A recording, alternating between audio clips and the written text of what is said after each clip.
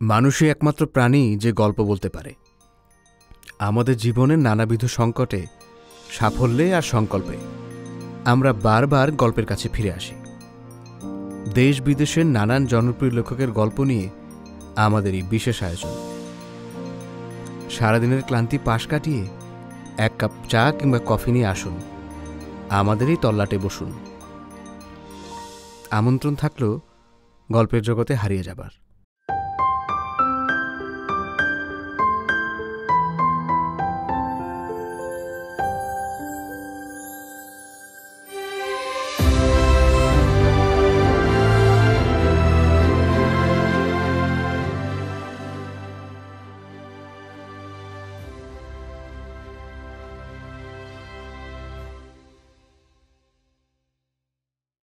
প্রিয় দর্শক, আজ আপনাদের পড়ে শোনাব মুরাদুল ইসলামের লেখা ছোট গল্প চক্রাকার প্রায়শ্চিত্ত। চলুন শুরু করা যাক।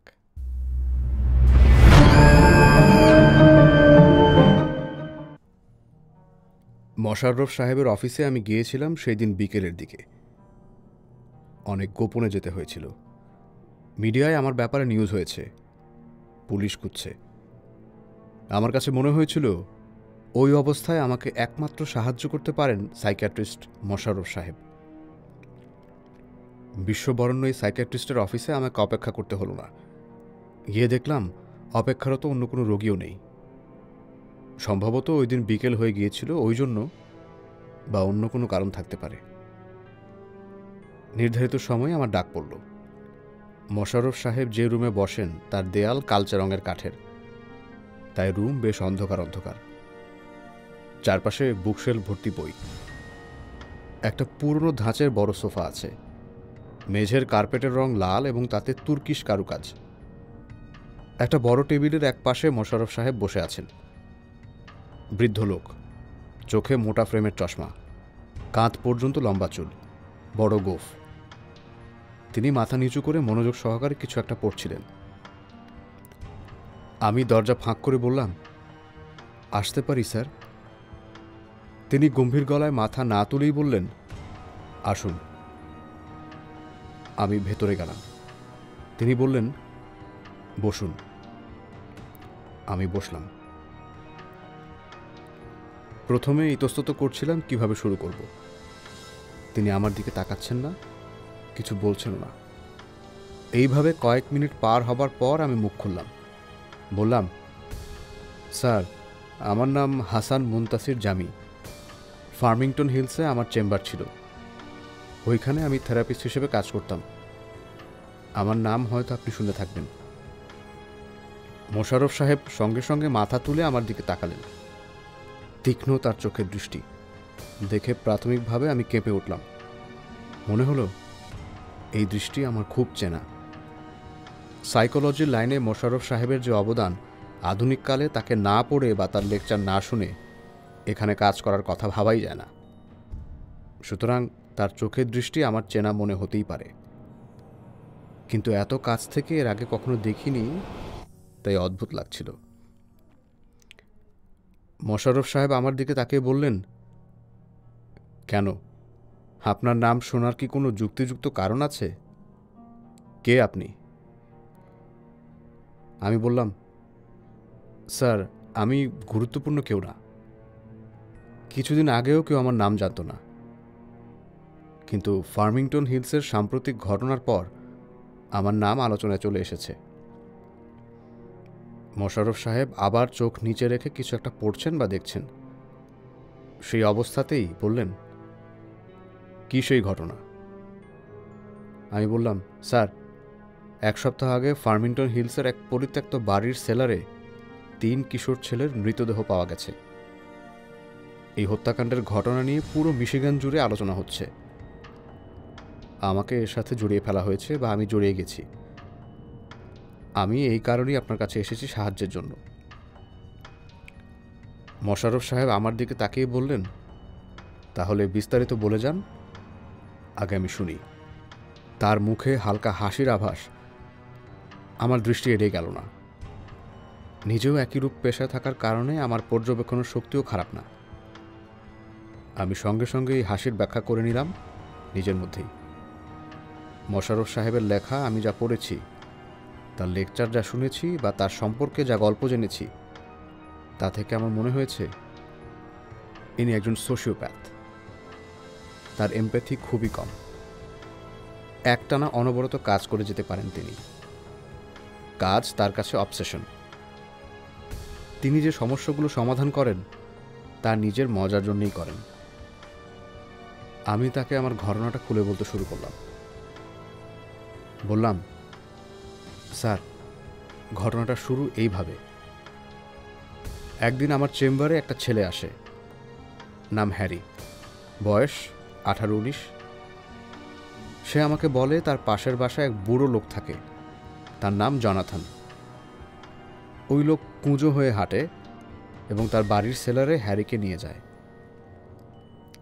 হ্যারি ওইখানে দেখতে পায় অদ্ভুত দর্শন কতিপয় প্রাণী, যারা একটি অগ্নিকুণ্ড ঘিরে কিসব বলছে আর ঘুরছে। হ্যারি ভয় পেয়ে যায়। ও যখন চিৎকার করতে যাবে তখনই পেছন থেকে বুড়ো জনাথন তার মুখ চেপে ধরে। এই সময় অদ্ভুত প্রাণীগুলি মাথা ঘুরিয়ে হ্যারির দিকে তাকায়।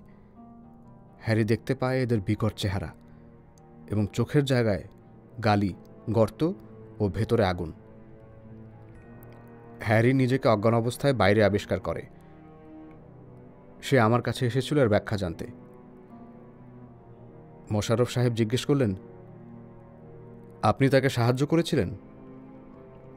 আমি বললাম, আমি জিজ্ঞেস করেছিলাম ওই বিকট দর্শন প্রাণীরা কি বলছিল তা কি সে বুঝতে পেরেছিল? হ্যারি আমাকে জানিয়েছিল তার কোনো কিছুই মনে নেই, কিন্তু শব্দগুলি মনে হচ্ছিল বহুদিনের পরিচিত। মোশাররফ সাহেব বললেন, পুলিশকে জানিয়েছিলেন বা তাকে বলেছিলেন ঘটনাটা রিপোর্ট করতে? আমি বললাম, না। মোশাররফ সাহেব জিজ্ঞেস করলেন, কেন? এই কেনর কোনো সরাসরি উত্তর আমার কাছে ছিল না। আমি নিজেও অনেক ভেবেছি কেন আমি পুলিশে জানাইনি বা তাকে জানাতে বলিনি, বা কেন ঘটনাটাকে গুরুত্ব দেইনি। এর কোনো সহজ উত্তর আমার কাছে ছিল না। আমি বললাম, স্যার, আমি প্রথমে ভেবেছিলাম ওর হ্যালোসিনেশন হচ্ছে, হয়তো স্কিজোফ্রেনিয়া। আমি আমার অ্যাসিস্ট্যান্টকে বলি প্রাথমিকভাবে তাকে অকল্যান্ড সিটির মানসিক স্বাস্থ্য সার্ভিসে যুক্ত করতে। ও এরপর তার লক্ষণ, হিস্টোরি এইগুলো জেনে একটা ট্রিটমেন্ট প্ল্যান বানাতে বলে। কিন্তু সে যেভাবে হুট করে এসেছিল ওইভাবেই চলে যায়, আর কখনো আসেনি। আমার অফিস থেকে তার সাথে যোগাযোগ করা হলেও আর পাওয়া যায়নি। এবং স্যার, এরপর একই ঘটনা আরও 2 বার ঘটে গেল পরের কয়েকদিনের মধ্যে। মোশাররফ সাহেব বললেন, কীরকম? আমি বললাম, একই বয়সের আরও 2টা ছেলে, জন এবং হেনরি, একই ঘটনা নিয়ে এলো আমার কাছে। তাদের সাথেও একই ব্যাপার ঘটেছে। সেই একই বুড়ো লোক জনাথন তাদের আলাদা আলাদাভাবে নিয়ে গিয়েছিল তার সেলারে। সেখানে তারা দেখেছিল ওই অদ্ভুত জীবগুলিকে, যারা বিড়বিড় করে কিসব বলে এক অগ্নিকুণ্ড ঘিরে চক্রাকারে ঘুরছিল। মোশাররফ সাহেব বললেন, এদের ক্ষেত্রেও আপনি কোনো অথরিটিকে জানাননি? আমি বললাম, না স্যার। কিছু বুঝে ওঠার আগেই ঘটনাটা ঘটে গেল। আমি বললাম, না স্যার। কিছু বুঝে ওঠার আগেই ঘটনাটা ঘটে গেল। ফার্মিংটন হিলসে এক পরিত্যক্ত বাড়িতে একসাথে বাঁধা অবস্থায় এই 3 জনের মৃতদেহ পাওয়া গেল। তারা ওইখানে অগ্নিকুণ্ড ঘিরে ঘুরছিল বলে খবর বেরিয়েছে। সেই বুড়ো লোকটার কথা কোনো মিডিয়ায় আসেনি। সম্ভবত এর কথা কেউ জানে না। মোশাররফ সাহেব বললেন, তারা এত লোক থাকতে খুঁজে খুঁজে আপনাকেই কেন বের করলো? আর যদি ধরে নেই তারা ওইখানে ওই বুড়ো লোকের কারণে মারা গেছে, তাহলে আপনি বিপদে আছেন কেন? আমি বললাম, এইখানেই ব্যাপারটা জটিল হয়ে গেছে স্যার। তারা 3 জনই নাকি আমার কথা তাদের ডায়েরিতে লিখেছে তাদের মৃত্যুর ব্যাপারে আমি জানি। এই জন্য আমাকে এখন খোঁজা হচ্ছে।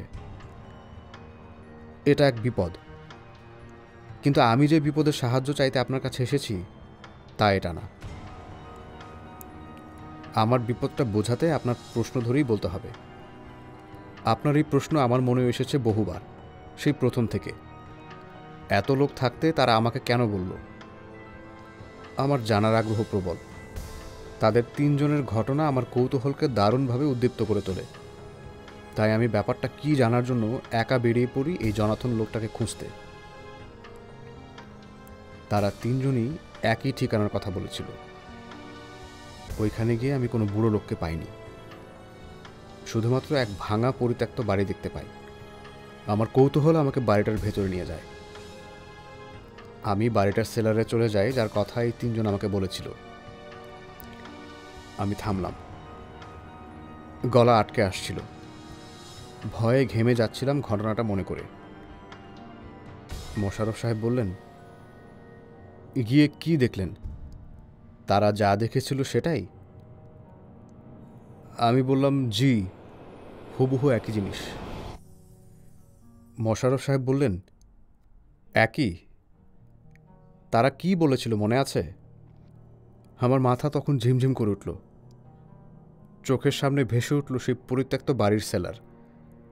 আগুন জ্বলছে, সেই আগুন ঘিরে ঘুরছে কয়েকটি কালো বিকট দর্শন প্রাণী। এই রকম কিছু আগে আমি কল্পনাও করিনি। আমি দেখলাম সেই প্রাণীগুলি এক পর্যায়ে আমার দিকে তাকাচ্ছে। তাদের কোটর থেকে বেরিয়ে আসছে আগুন। আমি ভয়ে চিৎকার করতে গেলাম। তখন পেছন থেকে কেউ একজন আমার মুখ চেপে ধরল। আমি নড়তে পারছিলাম না। প্রাণীগুলি ফিসফিস করে কথা বলছে, আমি শুনলাম। তারা বলছে, হাসান মুনতাসির জামি চলে এসেছে। দেবতা মিথ্রাসের আশীর্বাদে তার পূর্বপুরুষেরা আমাদের জীবন নিয়েছিল। আজ সে তার প্রাণ দিয়ে আমাদের জীবিত করে যাবে। আমার চোখ ঝাপসা হয়ে এলো। ধাতস্থ হয়ে আমি দেখলাম আমার দিকে হাসি হাসি মুখে তাকিয়ে আছেন মোশাররফ সাহেব। তার মোটা ফ্রেমের চশমার নিচে তীক্ষ্ণ 2 চোখ জল জল করছে যেন।